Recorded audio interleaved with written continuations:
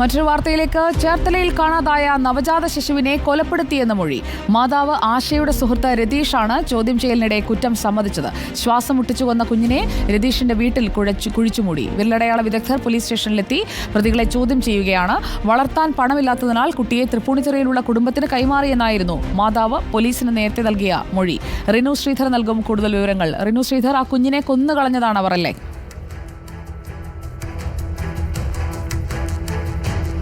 തീർച്ചയായും സുജയ, ഈ വാർത്ത നമ്മൾ ഉച്ചയ്ക്ക് റിപ്പോർട്ട് ചെയ്യുമ്പോൾ ആ കുഞ്ഞെവിടെയെങ്കിലും സുഖമായി ജീവിച്ചിരിപ്പുണ്ടാകുമെന്നുള്ളൊരു പ്രതീക്ഷയുണ്ടായിരുന്നു. പക്ഷേ ആ പ്രതീക്ഷയ്ക്ക് മങ്ങലേൽപ്പിച്ചാണ് ഇപ്പോൾ ഏറ്റവും പ്രധാനമായി നമ്മൾ പ്രേക്ഷകരിലേക്ക് എത്തിക്കുന്നത്. ഈ കുഞ്ഞ് മരണപ്പെട്ടു, ഈ കുഞ്ഞിനെ ഇവർ കൊന്നു എന്നുള്ളൊരു കാര്യം.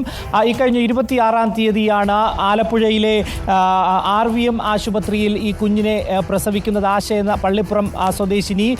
ഈ ആശയ്ക്കൊപ്പം അന്നുണ്ടായിരുന്നത് രതീഷ് ആണ് എന്നുള്ളതാണ് നമുക്ക് ആശുപത്രിയിൽ നിന്ന് വിവരം ലഭിക്കുന്നത്. ഇവർക്ക് ഭർത്താവുണ്ട്, മനോജ് എന്നാണ് ആ ഭർത്താവിൻ്റെ പേര്. ഇന്ന് ഉച്ചയോടുകൂടി ആശാ വർക്കർ ഈ വീട്ടിലെത്തി കുഞ്ഞിൻ്റെ വിശേഷങ്ങൾ തിരക്കുവാൻ വേണ്ടി എത്തുമ്പോഴാണ് ഈ കുഞ്ഞ് അവിടെ ഇല്ല, ഈ വീട്ടിലില്ല, പള്ളിപ്പുറം 17-ാം വാർഡിലെ വീട്ടിൽ ഇല്ല എന്നുള്ള മനസ്സിലാക്കുന്നത്. തുടർന്ന് അവിടുത്തെ വാർഡ് മെമ്പറെ വിവരമറിയിക്കുന്നു. വാർഡ് മെമ്പർ പോലീസിനെ വിവരമറിയിക്കുന്നു. തുടർന്ന് പോലീസ് എത്തിയാണ്, അതായത് ചേർത്തല പോലീസ് എത്തി ഇവരെ കസ്റ്റഡിയിലെടുക്കുകയും അന്വേഷണം നടത്തുകയും ചെയ്തപ്പോൾ ഇവർ പറഞ്ഞത് ഇവർ തൃപ്പൂണിത്തുറയിലുള്ള ഒരു വീട്ടിൽ വളർത്തുവാൻ ഏൽപ്പിച്ചു, വിറ്റു എന്നടക്കമുള്ള മൊഴി നൽകുന്നു. ഇവർക്ക് വളർത്തുവാൻ വേണ്ടിയിട്ടുള്ള സാമ്പത്തികമില്ല, ഞങ്ങൾ സാധാരണക്കാരാണ് എന്നതടക്കം പറയുന്നു. 2 മക്കൾ വേറെയുമുണ്ട് ഈ സ്ത്രീക്ക്.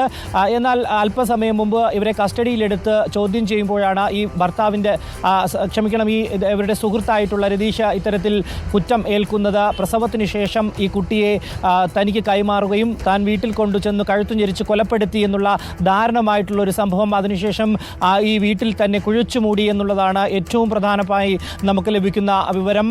വിരലടയാള വിദഗ്ധർ ഉൾപ്പെടെയുള്ളവർ ചേർത്തല പോലീസിൽ സ്റ്റേഷനിൽ എത്തുന്നുണ്ട്, ഇവരെ ചോദ്യം ചെയ്യുന്നുണ്ട്. അല്പസമയത്തിനകം തന്നെ ഈ വീട്ടിലെത്തി കൊച്ചിൻ്റെ മൃതദേഹം പുറത്തെടുക്കുന്നത് അടക്കമുള്ള നടപടികളിലേക്ക് പോകും എന്നുള്ള ഒരു വിവരമാണ് നമുക്ക് ലഭിക്കുന്നത്. എന്തായാലും പോലീസിൻ്റെ കൃത്യമായിട്ടുള്ളൊരു ഇടപെടൽ ഇതിൻ്റെ ഭാഗത്തു നിന്നുണ്ടായിരുന്നു. കാരണം ഏറ്റവും പ്രധാനപ്പെട്ട എടുത്തു പറയേണ്ടത് ആശാവർക്കറുടെ ഒരു കാര്യം.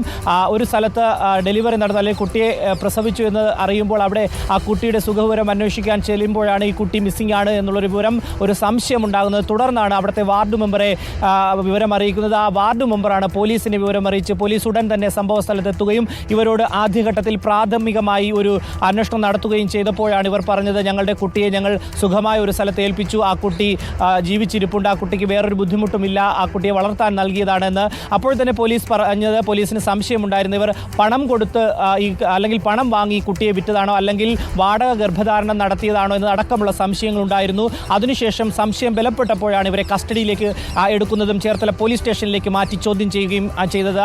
വിശദമായിട്ടുള്ള ചോദ്യം ചെയ്യലിലാണ് ഇവർ ഈ കുട്ടിയെ കൊലപ്പെടുത്തി എന്നുള്ളൊരു വിവരം ഇപ്പോൾ പുറത്തു വരുന്നത്. സുജയ, ശരി, റിനു ശ്രീധറാണ് വിവരങ്ങൾ നൽകിയത്. കുഞ്ഞിനെ കൊന്നു കുഴിച്ചുമൂടി എന്നുള്ള മൊഴി ഒടുവിൽ വരികയാണ്.